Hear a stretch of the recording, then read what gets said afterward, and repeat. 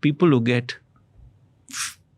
freebies, let's use the popular word, work slightly more. Not much more, but slightly more, not less. The important thing is that they don't work less, they work more. And that's what we found also. When you give people, in all of these studies, there was no evidence, that they work less. Why?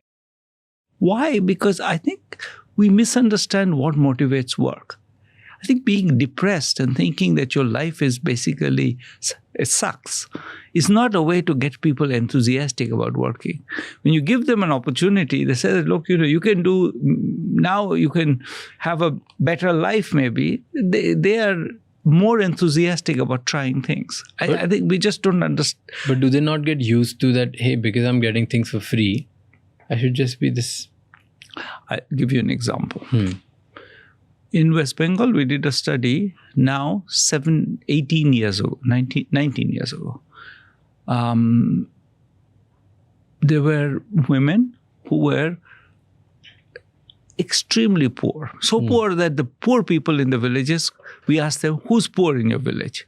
And they would say, those people are poor. So we did a mapping and we found they identified the poor. So these were people who, the very poor people who live in West Bengal villages, all thought were poor. They were given an asset, usually, some got cows, some got goats, some got some trinket to sell in the local villages. They could choose.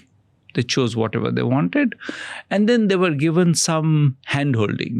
Somebody from the organization came and said, yes, you can do it. And that went on for a year. We now look at them 17 years later. We have data for them 17 years after. So we've been following them. 17 years after, the people who got that asset are 40% richer. They're still richer. It's not that this asset was given to them once. Remember, that's why it connects to your question. They were given the asset in 2007. Okay, 2024.